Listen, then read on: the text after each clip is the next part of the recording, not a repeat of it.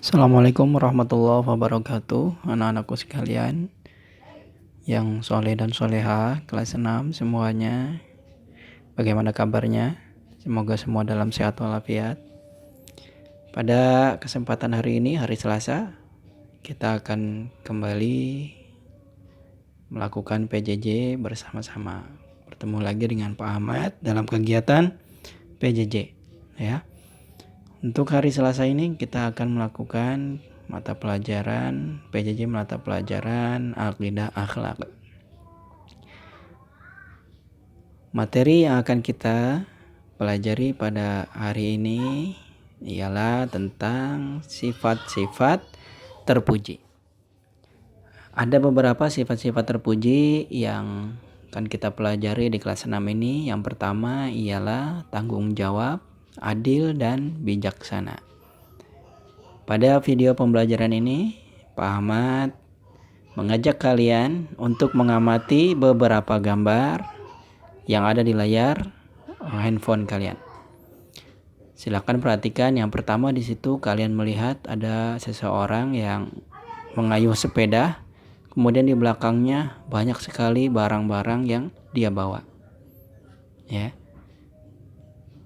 Kalian amati gambar tersebut, ya. Gambar 4.1 ialah bekerja keras, simbol tanggung jawab. Ya, jadi orang tersebut ya membawa beban tersebut dalam bekerja, ya, bekerja sekuat tenaga, ya, untuk menghidupi keluarganya dan mencari nafkah yang baik, mencari nafkah yang halal, ya. Nah, bekerja keras atau bekerja dengan sungguh-sungguh merupakan simbol tanggung jawab seseorang kepada dirinya dan juga kepada keluarganya, juga kepada Allah Subhanahu wa Ta'ala. Karena sebagai manusia kita diperintahkan untuk bertanggung jawab kepada diri kita sendiri, juga bertanggung jawab bagi keluarga yang kita tanggung, ya, dan juga bertanggung jawab untuk menjalankan perintah Allah. Selanjutnya, perhatikan gambar yang kedua. Di situ ada gambar timbangan, ya. Gambar timbangan. Gambar 4.2, simbol keadilan menunjukkan dua pilihan, surga atau neraka. Ya. Nah, timbangan ini sebagai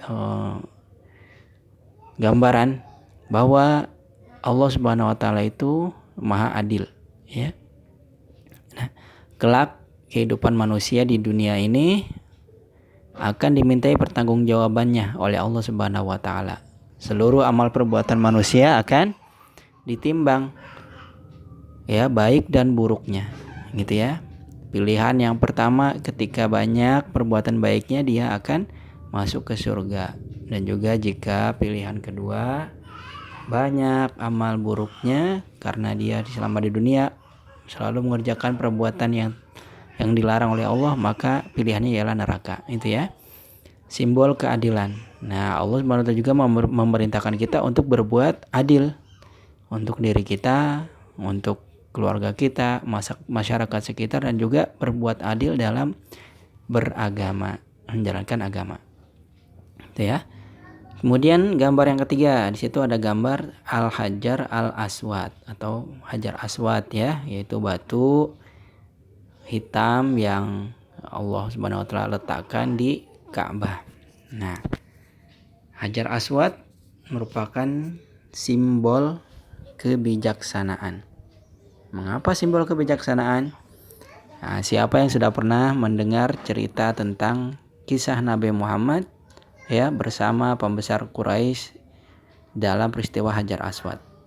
Nah, para pembesar Quraisy saat itu berselisih paham, ya, hampir bermusuhan, hampir berkelahi dalam menentukan siapa yang akan meletakkan Hajar Aswad kembali ke Ka'bah. Karena saat itu, ya, sebelumnya Ka'bah itu ya mengalami banjir bandang sehingga Ka'bah sebagian bangunannya runtuh, kemudian dibangun kembali oleh masyarakat suku Quraisy saat itu di masa Nabi Muhammad saat itu masih muda, di usia 35, ya.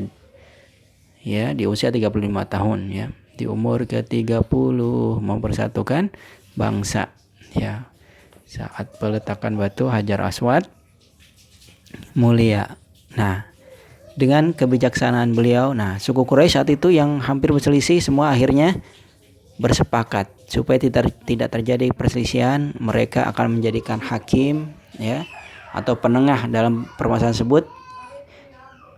Orang yang pertama kali masuk Masjidil Haram saat itu akan menjadi penengah bagi mereka. Akhirnya setelah ditunggu ternyata masuklah Rasulullah SAW, Nabi Muhammad SAW ke masjid ya, menjadi orang pertama masuk ke masjid setelah kesepakatan mereka.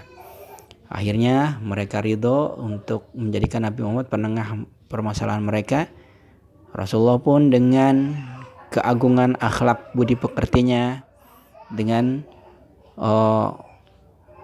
tuntunan yang Allah berikan kepada beliau, akhirnya beliau memutuskan menjadi hakim. Dengan kebijaksanaan beliau, dengan sifat beliau yang begitu agung, kebijaksanaan beliau, nah beliau melebarkan, menghamparkan sorban yang beliau pakai. Kemudian beliau letakkan Hajar Aswad di tengah sorban tersebut.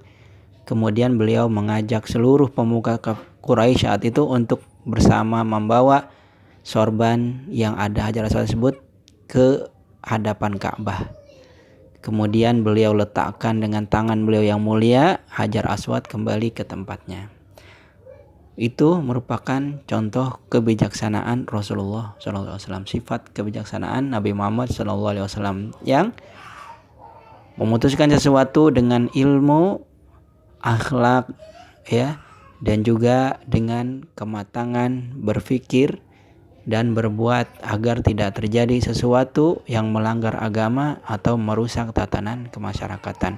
Itu disebut sifat bijaksana ya. Bijaksana ialah bersikap sesuai dengan ilmu pengetahuan, akhlak budi pekerti, kesopan santunan, dan mementingkan kemaslahatan orang banyak atau masyarakat. Itu merupakan tindakan bijaksana.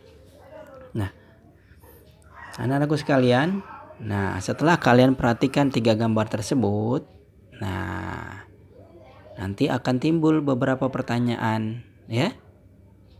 Yang pertama, bagaimana hukum tanggung jawab adil dan bijaksana? Kalau begitu hukum tanggung jawab adil dan bijaksana seperti apa ya? Lalu kenapa Allah merintahkan manusia tanggung jawab adil dan bijaksana? Apakah manfaat tanggung jawab adil dan bijaksana? Dan bagaimana cara agar manusia terbiasa tanggung jawab dan adil dan bijaksana?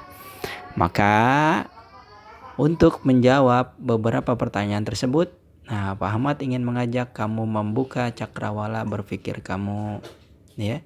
Cakrawala berpikir kamu dalam mengamati gambar tadi ya pada materi bijaksana, adil, dan tanggung jawab. Nah, bagaimana caranya agar kamu mendapati jawabannya? Silakan kamu baca. Sebelum kamu menjawabnya, kamu baca terlebih dahulu bab 4 akhlak terpuji, tanggung jawab adil dan bijaksana pada halaman 46 sampai halaman 48.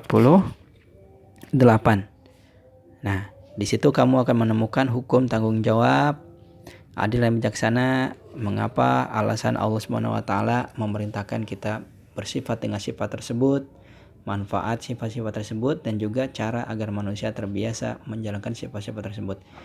Nah, setelah kalian baca ya dengan seksama, kemudian kalian buat tabel seperti di layar handphone kalian ya. Ada di situ buka cakrawalamu. Setelah kalian bertanya dengan beberapa pertanyaan di atas, silakan kalian menjawab sesuai pengetahuan kalian dan tuangkan pada kolom berikut. Nah, jawaban dari gambar nomor 1. Nah, kalian buat 3 tabel ya.